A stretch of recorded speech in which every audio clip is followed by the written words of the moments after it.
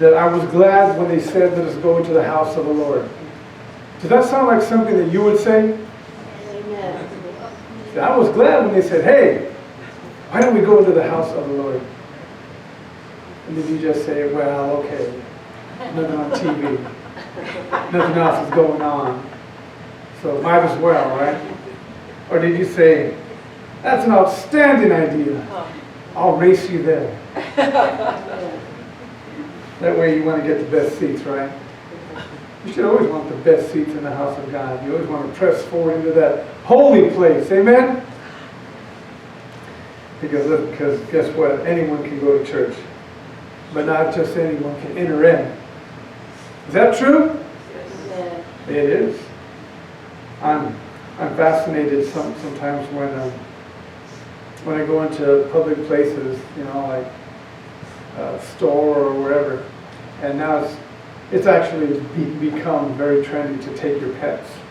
You know, every time I see someone pushing a stroller, I don't assume it's a baby. There have been numerous times where I kind of take a peek in. I said, that's a dog. But that's really one ugly baby. You can bring a dog to church. I don't know that anyone does that. I've never actually seen it. But that don't make him a Christian, right? I brought my dog. You brought your dog? Outdoor church. We're Okay. outside. Yeah. There you go. In the shade, no doubt. Well, there you go. Conscientious, responsible pet owner. Let's pray. Even so, Father God, we thank you, Lord, this morning for the opportunity that we have to come into your presence, to examine your word, Lord God, to be blessed by it, Lord. And by your Holy Spirit, we just ask that you would minister your word, that you would quicken our spirits to receive it at its fullest, Lord God, that we might appropriate those truths, that power, that anointing into our own lives, that we might grow ever closer and more intimate in our fellowship and relationship with you, Lord God. Because that is our created purpose, is to fellowship with you. Because when we do that, we become the ministers of reconciliation that we are supposed to be. So Lord, this is where it happens, and this is the time.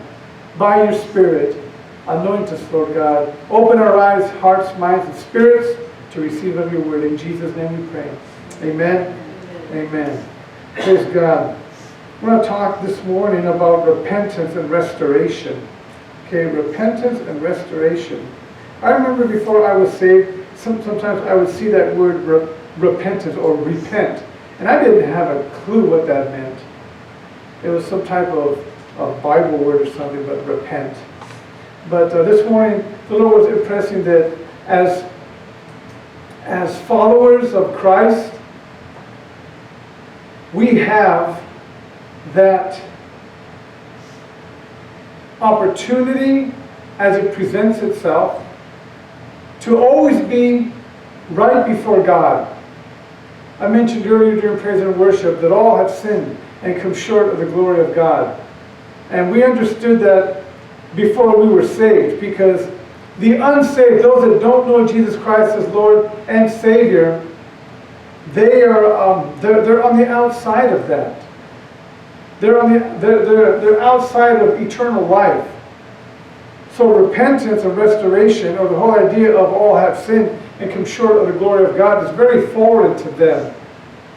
But I want to look at some examples this morning of how important it is, even for the faithful, that when we do fall short of the glory of God, that we constantly remind ourselves that that is not the end of all things. That is not a death sentence. And even though, as we're going to see, there are obstacles that would try to prevent us from being restored, from repenting of our sin. Even though there are those obstacles, God has seen to that from His generosity, from His everlasting love, to make sure that we knew that there was always an opportunity. And for the unsaved that may be seeing this message, it is our hope that you will realize also that as you are, as believers, we once were.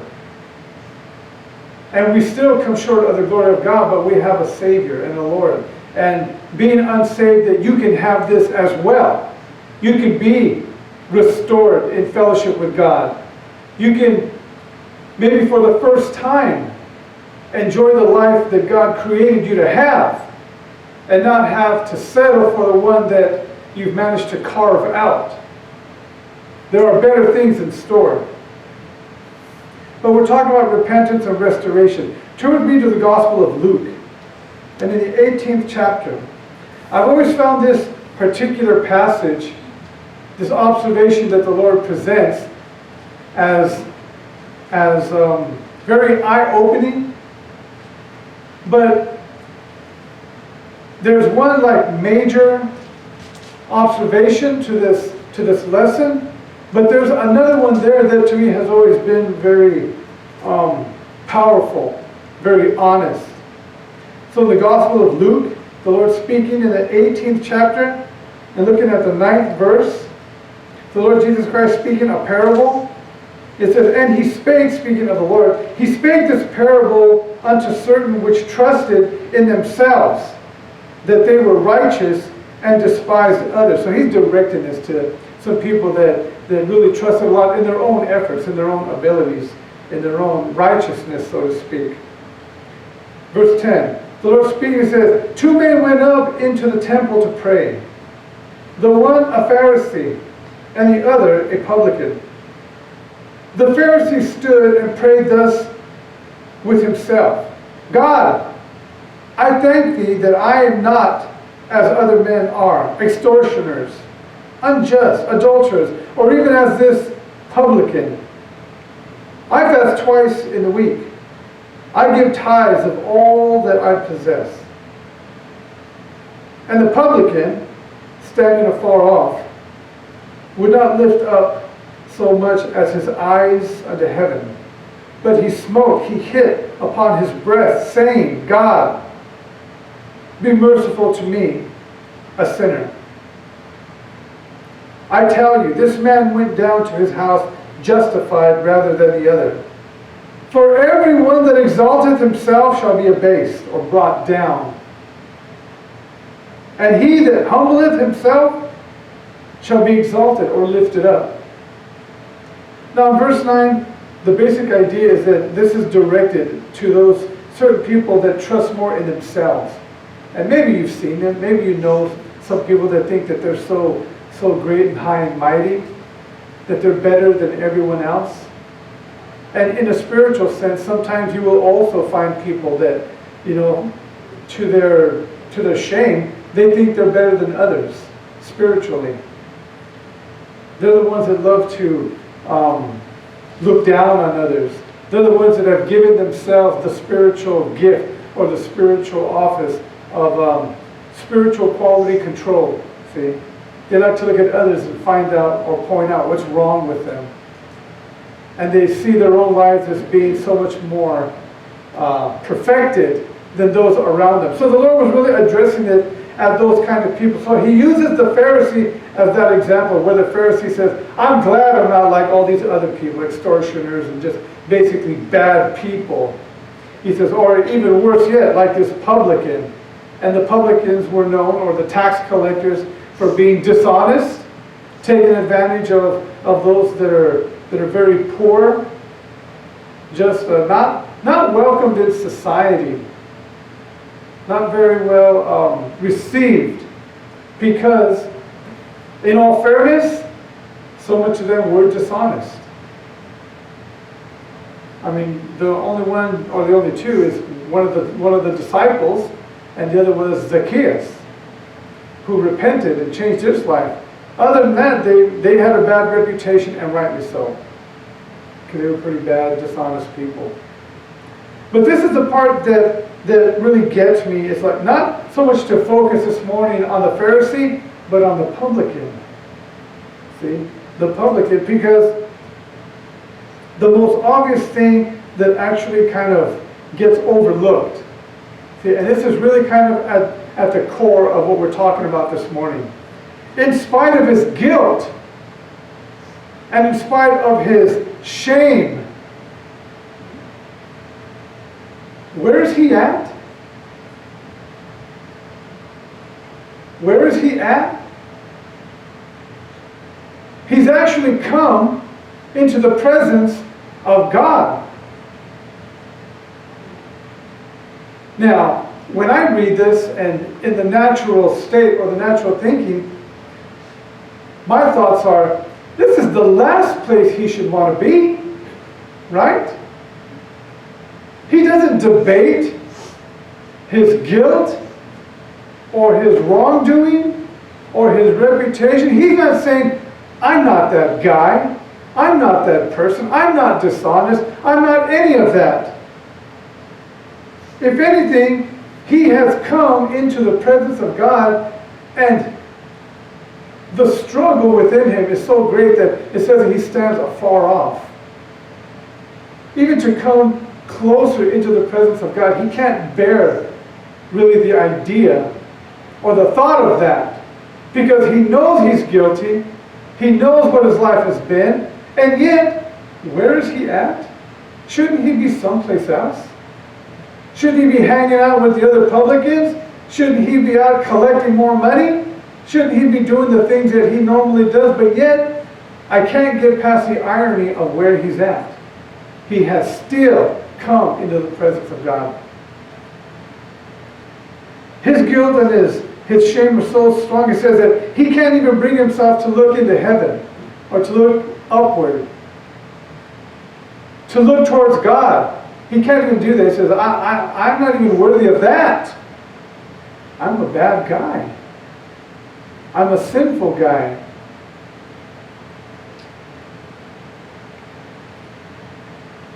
Even to the point where he wants to afflict himself. It says that he beats himself on his chest, which is a form of being grief-stricken. See, all of this, he can't look into heaven. He stands afar off. He wants to beat himself, inflict pain or damage upon himself. These are all examples of his broken state, of his broken life, his broken spirit, his broken heart. And yet, in spite of all of this, he can't deny who he is. And yet, he needed to come into God's presence. And the thing about that, when the Lord at the very end says that, he says, I'll tell you, this man went down to his house justified rather than the other. He says, the guy that really hated to be there, he was the one that received some type of restoration, some type of relief. Because in spite of all of his grief, here he stands. And I think that's something that is at the core of this lesson this morning, that even in spite of our failures sometimes, even in spite of some of the things that we may be taken with, don't ever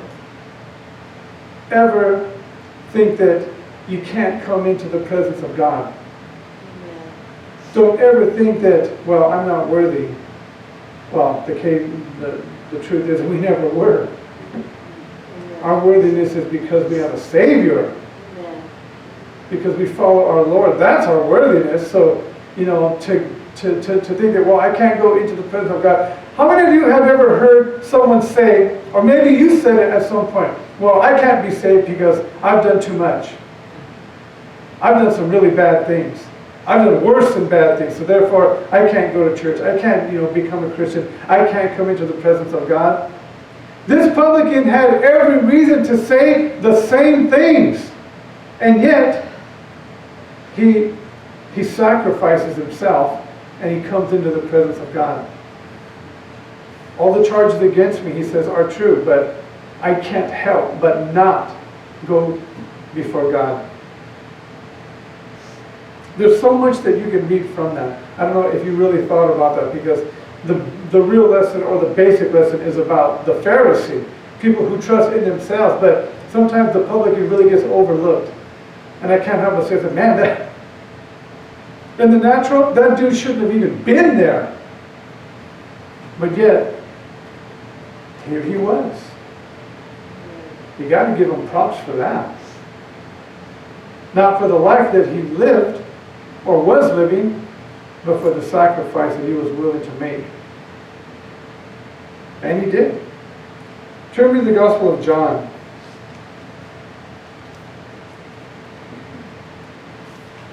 The Gospel of John in the 3rd chapter.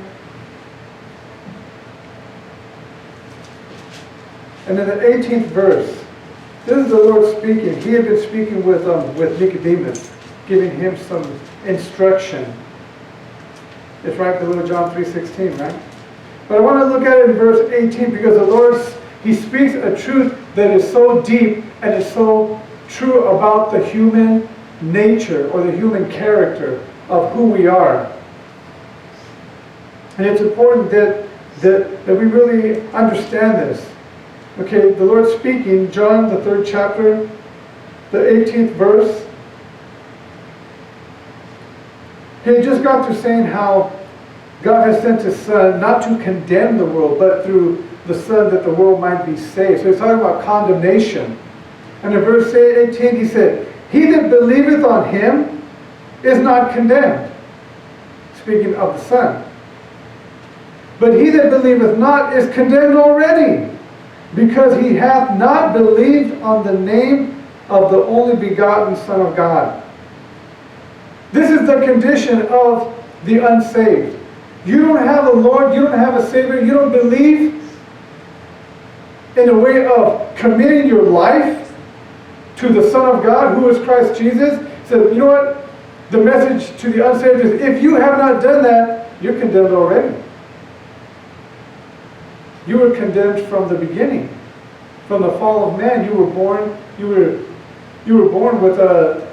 with a sinful nature.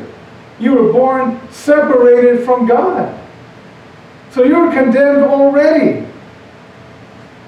Verse 19, "And this is the condemnation." He says, this is what I'm talking about, the Lord is saying. He says, "that light is come into the world, and men loved darkness rather than light, because their deeds were evil. For everyone that doeth evil hateth the light, neither cometh to the light, lest his deeds should be reproved, or addressed, or confronted.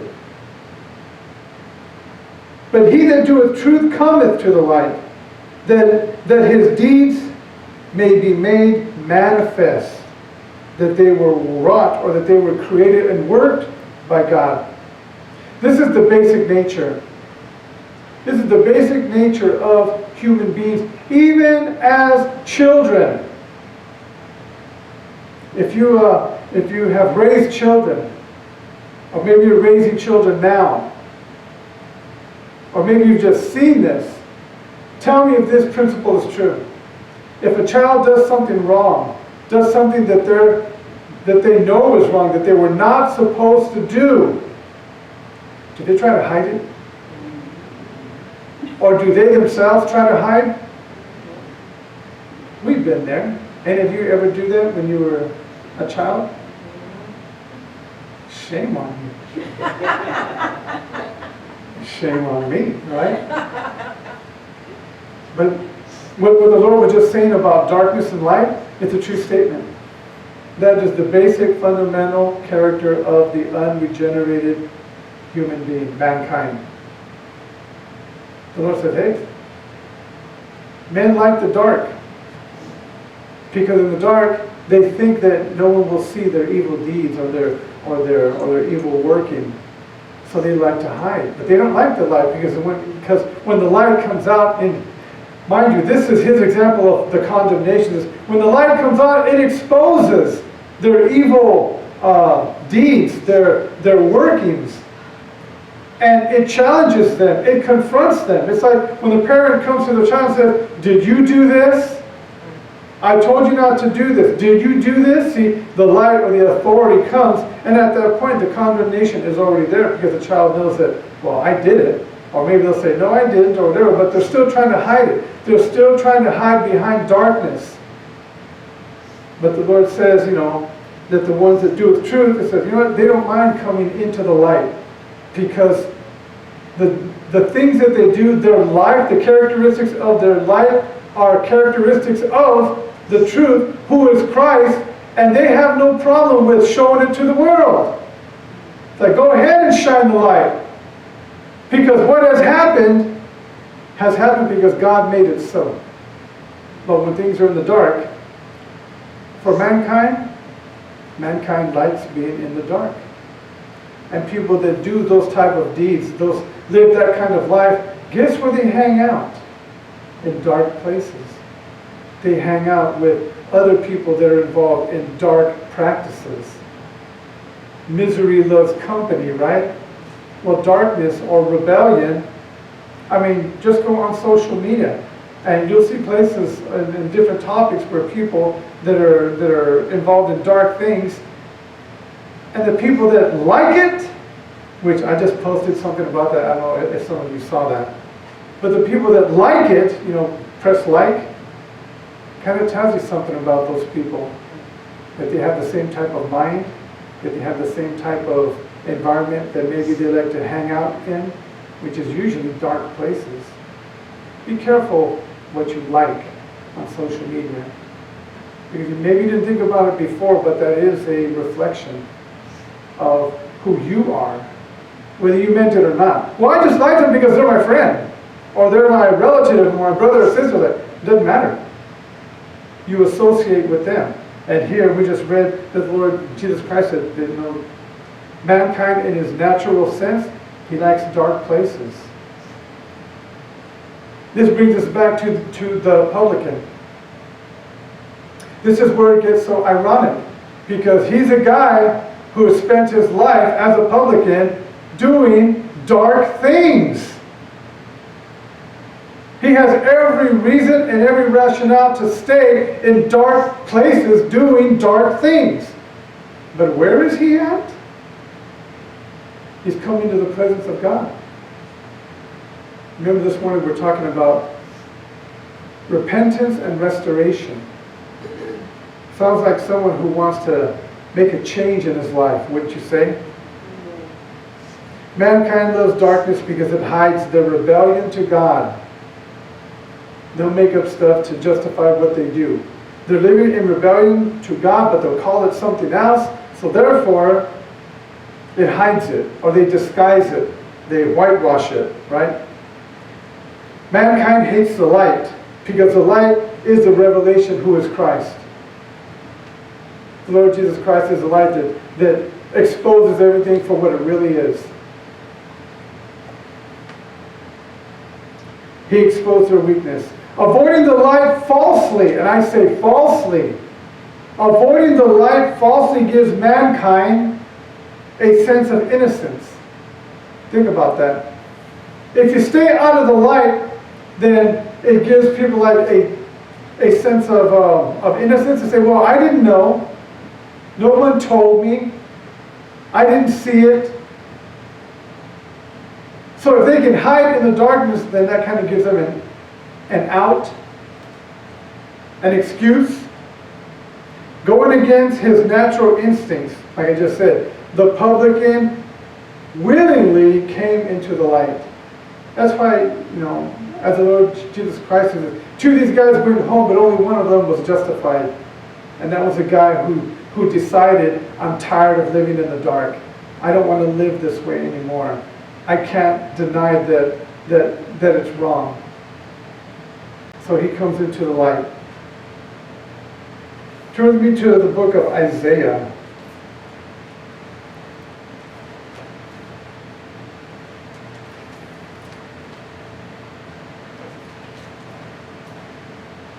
This is the Lord's invitation.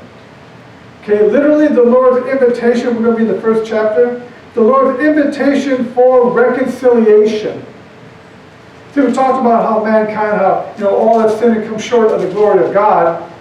We're all sinners, saved by grace. But the simple fact that God knew our condition, but yet there was an invitation to be reconciled, to be brought back into fellowship with God. And this is in Isaiah, the first chapter, picking it up in the 18th verse. Now, mind you, this is Isaiah who is speaking to, he's prophesying to the captives of the rebellious nation of Judah, the ones that were in Babylon. They messed up, they rebelled against God, and they got carried away into captivity. There was no denying that. Kind of like the publican. They say, hey, what we've done was wrong. There's no two ways about that. We can't deny it. So he's prophesying to them, but in verse 18, Isaiah speaking or prophesying on behalf of the Lord says, come now and let us reason together, saith the Lord. Though your sins be as scarlet, they shall be as white as snow. Though they be red like crimson, they shall be as wool, white wool. And then it says, if you be willing and obedient, ye shall eat the good of the land. See, this is the condition. If you're going to be good, if you're going to be obedient, it says, things will go well. You'll eat the good of the land. But if you refuse and rebel, like they already had, you shall be devoured with the sword. For the mouth of the Lord hath spoken it. The Lord says, here, I'm being very clear, very precise with you. You have two choices. But the way that he puts it is very interesting. It's very insightful. First of all, we know that Isaiah prophesying to Judah, but he says, come now and let us reason together. Let us reason together, saith the Lord. And that's interesting because the Hebrew word that is used there for reason together, it literally means to explain the rightness or the correctness of something. Think about that. To explain the rightness of something. Now, first of all, it's interesting that God just does not dictate law here, which he could, right? I made a little notation to myself. How many of you have heard this with the relationship you have either with your parents or maybe with someone in authority? And I put it in the acronym BISS, BIS, which literally means because I said so. You ever hear that growing up? Where your parents, they just said, you know what? Because I said so. Now, that's usually the end of an argument, or maybe one that didn't even start. They just said, you know what? I'm just cutting to the chase here. I'm not going to explain it to you because I said so. End of story. And when you look at this, where the Lord says, come now, let us reason together, you and I. Let us reason together. It's like, why does God even bother with that? Why don't he just say, because I said so? And if you don't like it, well, there's not a whole lot you can do about it that would benefit you. Or, I'll just press this little button on my keyboard here, my computer like God has one. I'll press the button that says smite. God says, how do you like me now? Or as they used to say, how do you like those apples? Do people still say that? That's a pretty old saying. I think my dad used to say that. He said a lot of weird stuff.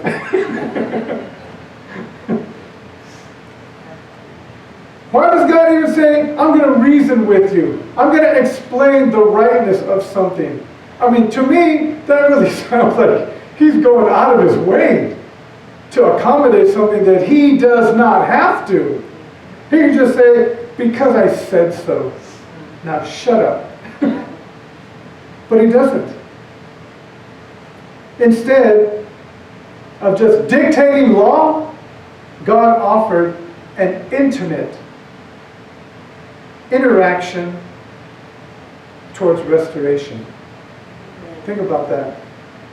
God doesn't have to do any of that. We're all sinners, saved by grace. All that sin to come short of the glory of God. But yet God says, you know what? I could just say because I said so, but I would rather intimately explain it to you. Not debate it with you. Not kind of an argument, because there is no argument, but God is saying, I'm just going to explain to you why it needs to be this way. I'm going to take the time. I learned that when I was in college and I was taking ECD courses, early childhood development, mainly because I thought they were easy A's. And they were. But I found them to be really, really interesting. And I learned at that point how to interact with children. And I tried to practice that a lot with my own children, which they can say, well, they did okay, or didn't do so well. That's not for me to say. But I also learned that one way to have that intimate relationship with them was, I learned that whenever you speak to a child, squat down, kneel down, and talk to them like face to face. Because the communication was more intimate, it was more personal. And also talk to them about things that they would find interesting, to engage the conversation. So then you got that intimacy. And to me, that made all the sense in the world. And when I look at this, that God is saying, I'm going to explain to you in a way that I really don't have to, but I want to. Because this is part of our intimate relationship. And this is part of the restoration and the repentance. This is why it encourages the unsaved and the saved, when we commit sin, to feel some measure.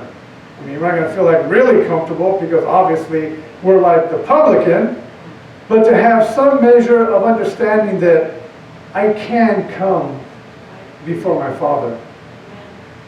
You know, He's always tried to relate to me intimately. He could have just told me because I said so. He could be that kind of God that says, shut up and do what I say. But instead, He told me, let's reason together. If that doesn't encourage the household of faith who are troubled with sin or committing sin, to be like the publican and come into the presence of God, to come back to church. Maybe they were backslidden, maybe they'd be going through some tough things, but like the publican, it may feel uncomfortable, you may feel unworthy and all those things, but understand this, that God already knows our nature to want to hide. But He still says, come on back. Let's talk. Let's spend some time together.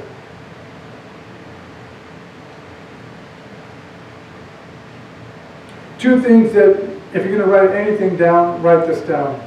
The first thing is, no rebellion, no sin, no wrongdoing, whatever you want to call it, mistakes, boo-boos, whatever, slap whatever term you want on it. No rebellion is beyond reconciliation.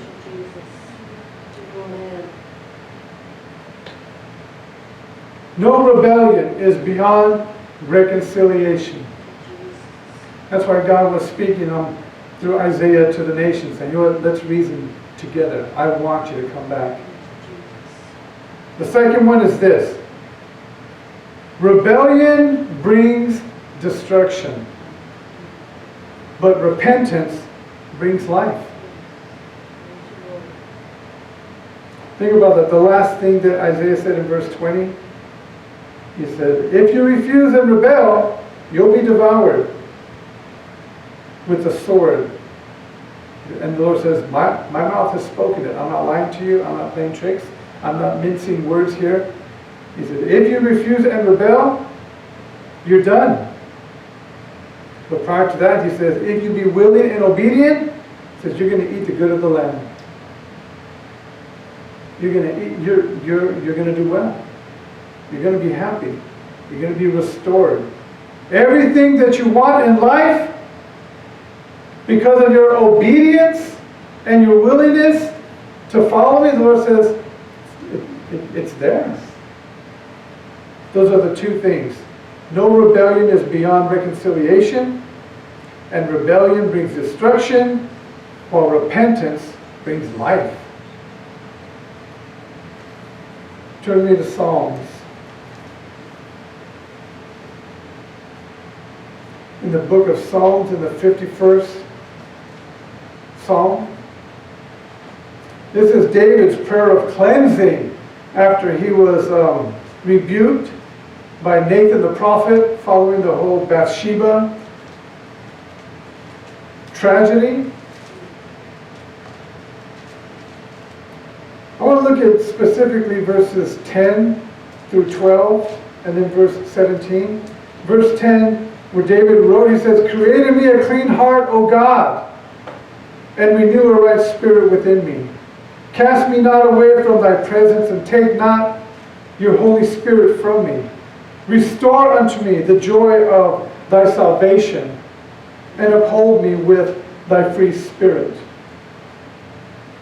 And in verse 17, David makes it very clear his understanding. He says, "The sacrifices of God, or the sacrifices that are acceptable to God,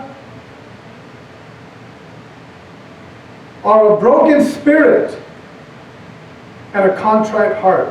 O God, thou wilt not despise these." Now, first of all, this is David's prayer of cleansing, his repentance, his restoration, and that's what we're talking about, right? First of all, understand is that restoration,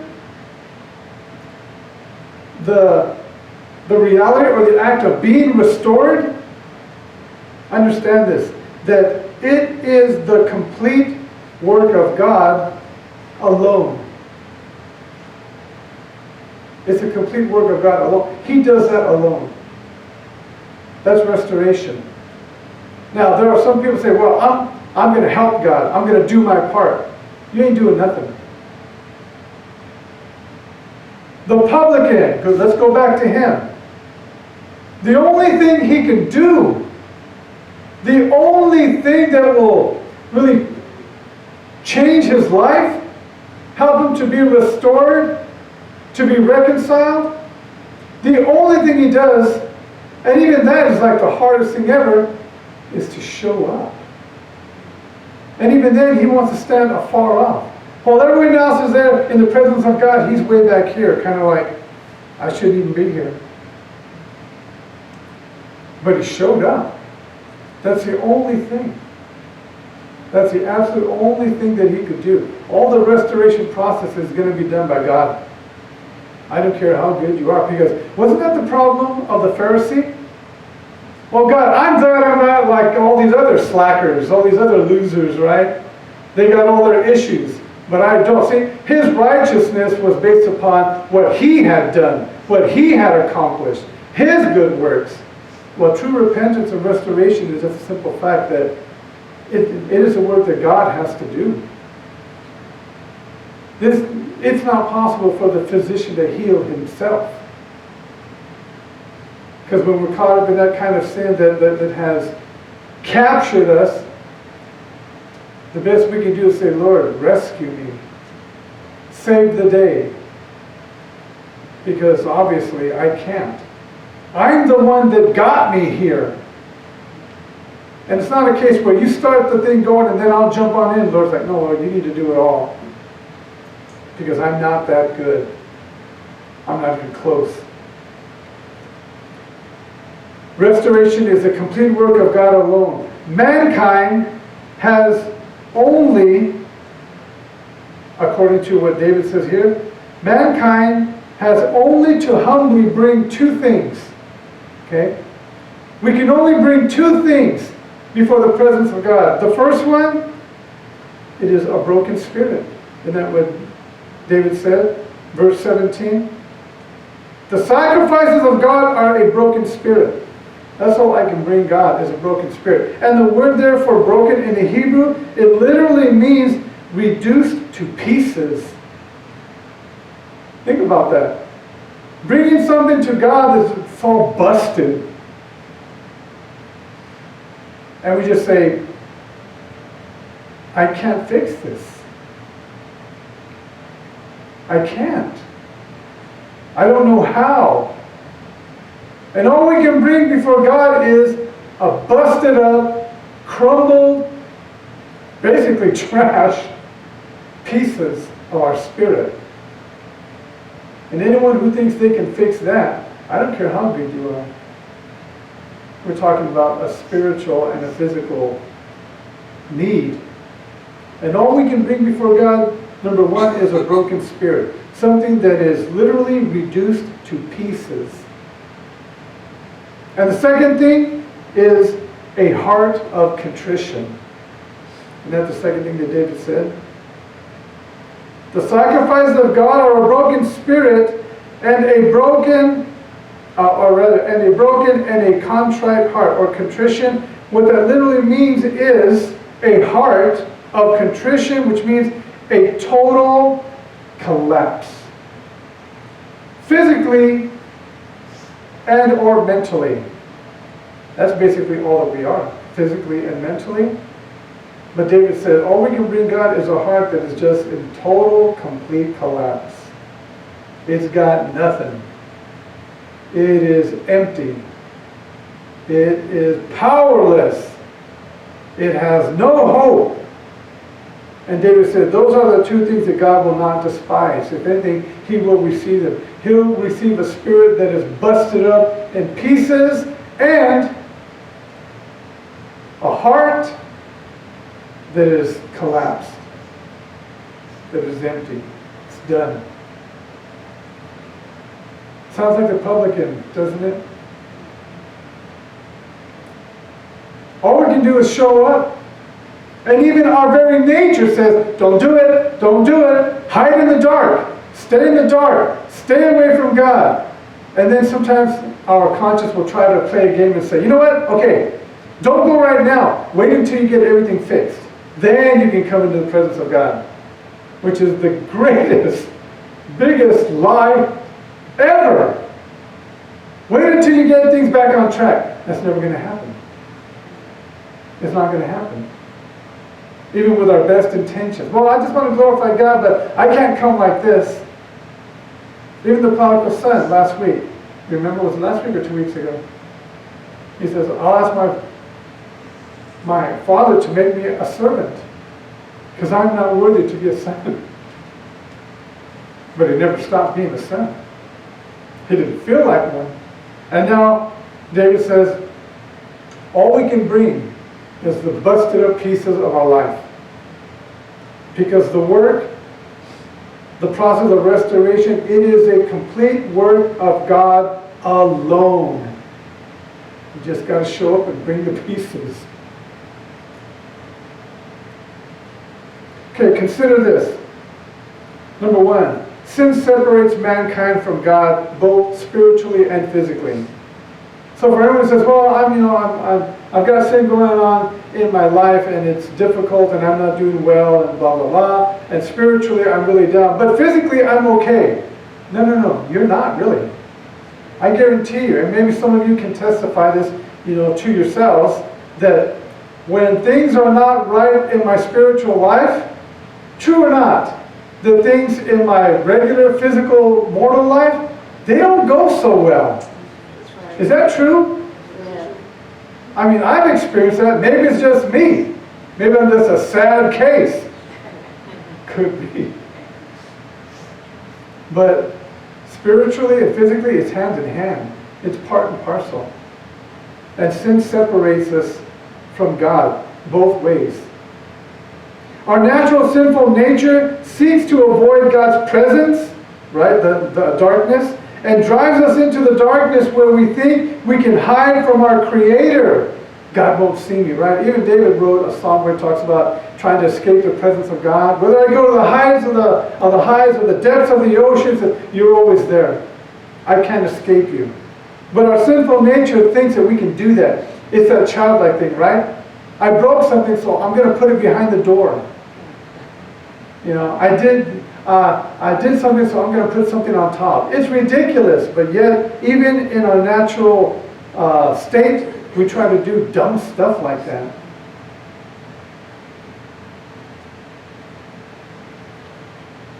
All that we are and do in this life will struggle and fall short of what it was meant to be with God's anointing. We'll always be coming up short. Doesn't matter what it is. Because without that restoration and that repentance, it will always be less than what we were created to be and to have and to enjoy and to live. Remember, rebellion brings destruction, but repentance brings life. That's two things that I told you to write down. Through God's plan of salvation, mankind can be reconciled back to Him and be cleansed from our sins. That's through God's plan of salvation. The plan centers around having a Savior, a Lord, who is Christ Jesus, the Son of God. And this is for the unsaved who may watch this message and say, you know what? Everything that you have tried to do in this life and are trying to do, or you may even try to do in the future, will always come short of what it could be, of the great things that God could instill in your life, because you don't have a Savior. You're outside of God's plan of salvation. But the opportunity is for you to understand that this morning. If you're unsaved and don't know Christ as Savior, you can understand this morning and come into His presence and be reconciled into the state that you were created to live in. God has a plan for every life, and at the center of that plan is having fellowship with you for all your life. In this mortal life and in eternity to come. But anything that doesn't have Christ as Savior, it's going to be second best. It's going to be less. It's going to leave you wanting. So this morning, if you're struggling with sin, whether you're in the household of faith or you're unsaved, if you're struggling with sin, and catch this, if you're struggling with sin and you know it, that's important. And you know it through the conviction of God's Holy Spirit, you're still in a good place. You're still in a good place where God can do something great and life-changing. And what I really mean by that is,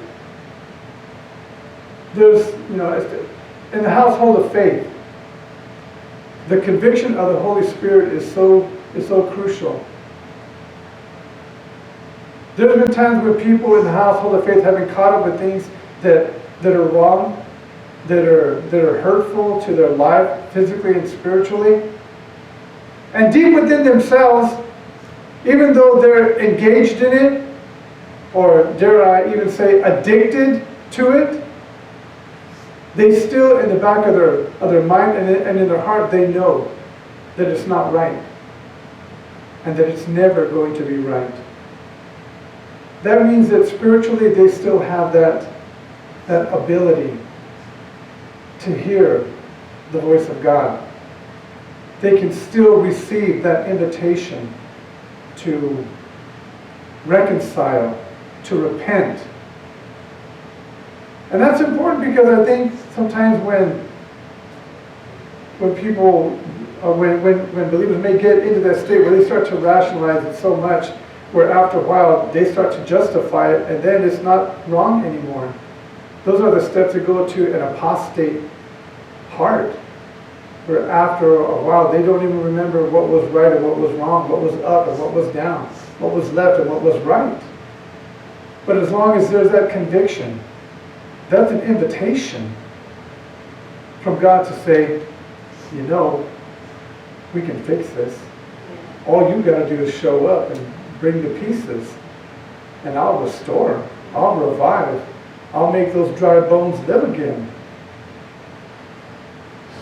And even for the unsaved, maybe there's something in your life, if you're watching this message and you're saying, in this life I feel like there's something missing. Why am I even here? What's the purpose to life? There's that emptiness that even within the unsaved, it's God speaking to them saying, there's more. There's a whole lot more than what you settled for. And that's the invitation for restoration back into that fellowship with God. And God can do something great and life-changing. Come into His presence, just like the publican.